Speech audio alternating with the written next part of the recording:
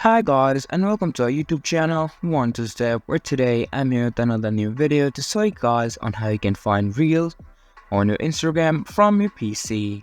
To do so, first of all, you just have to log into your Instagram account from your PC like I already did from my Google Chrome, and then you can see after it has loaded up an options on the left hand side of your screen, and simply you can see an option for Reels. Now if you just click on Reels, you can see that many reels will be on your screen, and now you can just freely watch any reels of your choice and send them to your friends or family as well.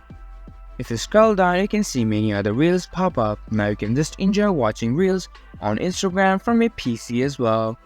This was for this video, and I hope you guys find our video helpful. If you do, make sure to leave a like, subscribe to our YouTube channel and hit the bell notification. And don't forget to drop a comment for reviews and for more content like this. See you guys in our next video. Thank you for watching.